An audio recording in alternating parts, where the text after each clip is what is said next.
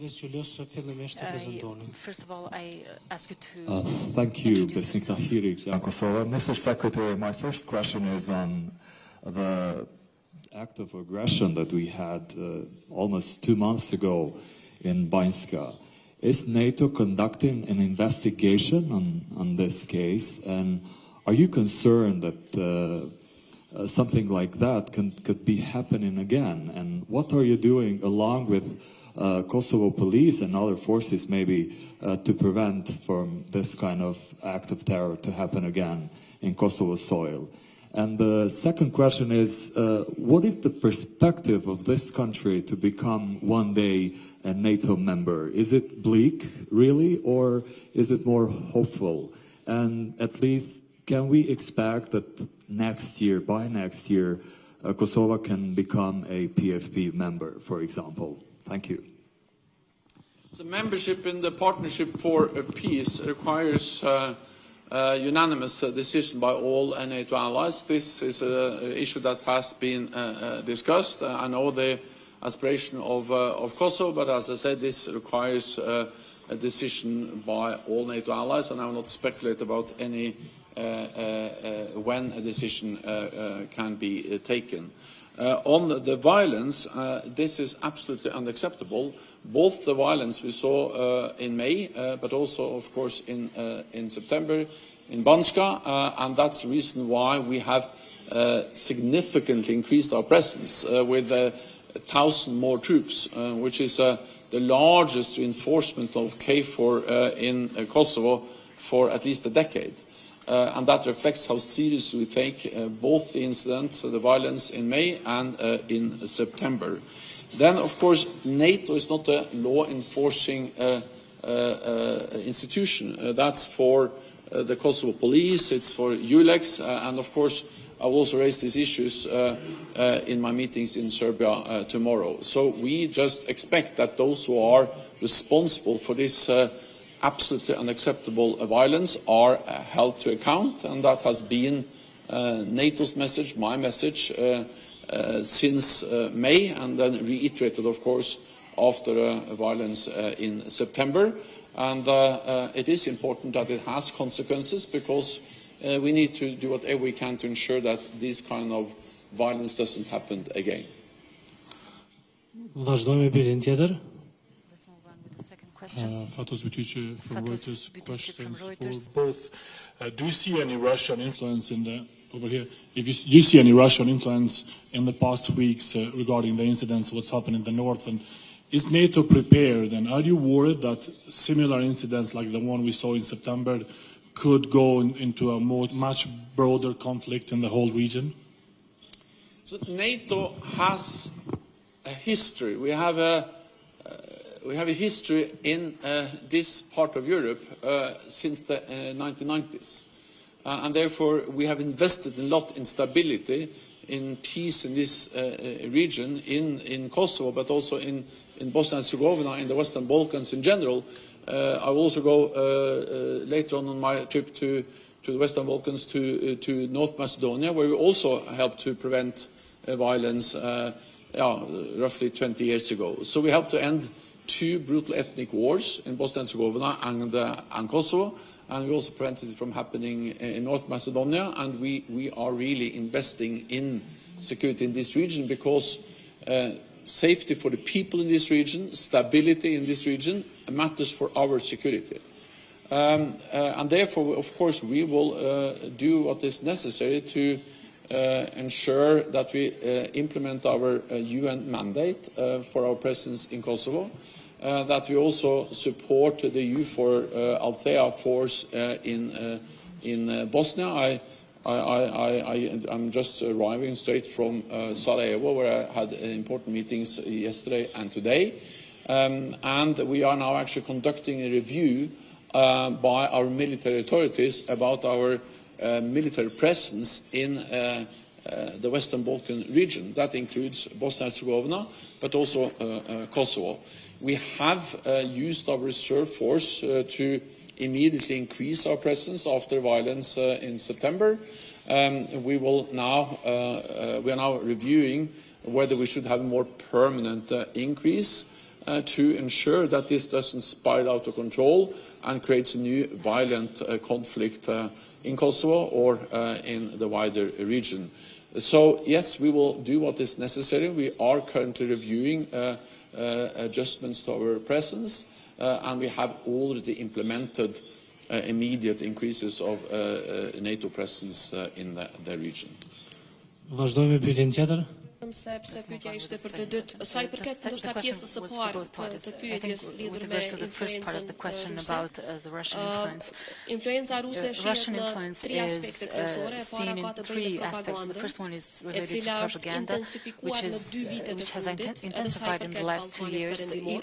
including in the Western Balkans. It's a propaganda that supports Serbia's stance with regards to destabilizing the region. Second one is related to weaponry that Russia continuously sells to Serbia and which is then used by Serbia to attack Kosovo or countries. We've seen many countries of MiG-29 use Dhe e treta ka të bëjë me mbështetjen politike, të cilën Rusia vazhdimisht ja jap Serbisë në këto përpjekje për destabilizim. Kur bëhen këto të treja bashkë, është tepër e qartë që është interesi Rusisë që të hapet një front kundër perëndimit. Dhe natyrisht që këtë front dëshiron ta hapë në pjesë të Evropës, të cilat akoma nuk janë pjesë e NATO-s.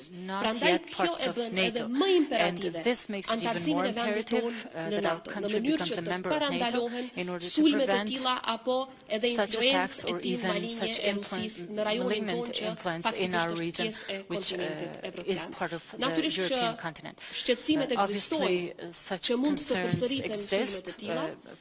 Të gjitha informatat që vijnë nga institucionet tona të sigurisë dëshmojnë që Serbia nëpërmjet këtyre strukturave ilegale, paramilitare, terroriste, vazhdon të bëjë organizime të reja, pra është domosdoshme që bashkëpunimi mes nesh dhe NATO-s të jetë gjithnjë koordinim I plot, gjithnjë koordinim në rritje, kjo si që thash është vlerë, sepse të punosh me aleatët është vlerë e jashtëzakonshme e popullit dhe shtetit tonë.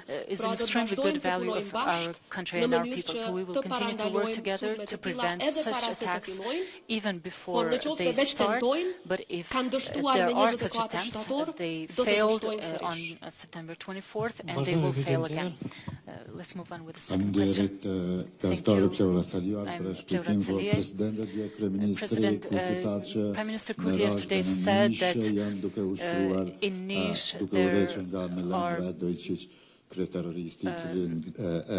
are terrorist activities and exercises taking place organized by and led by Radojčić. Do you have this information and what was the stance of the Secretary General and when he goes to Albania will he go to the border and see if this is actually taking place.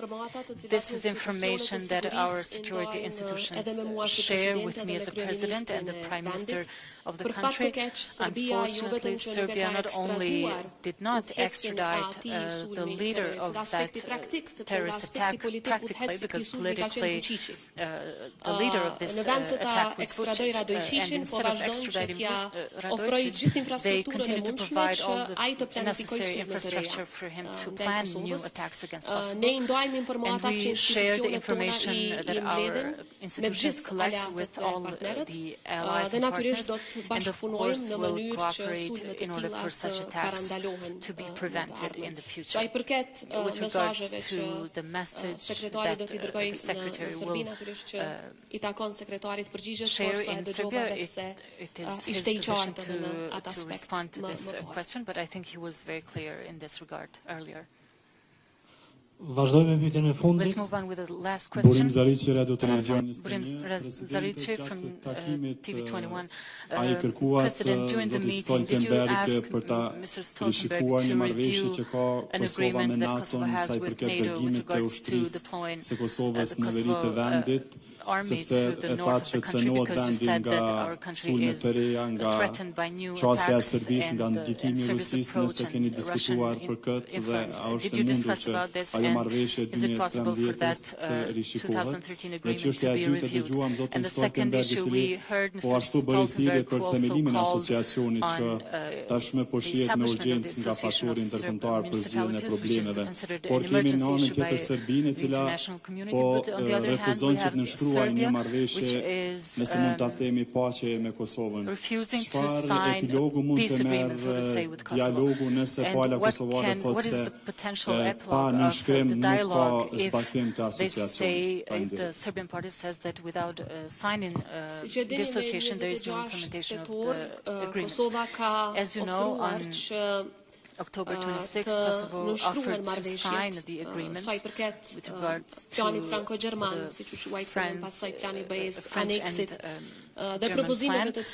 plan and other proposals from the EU in order to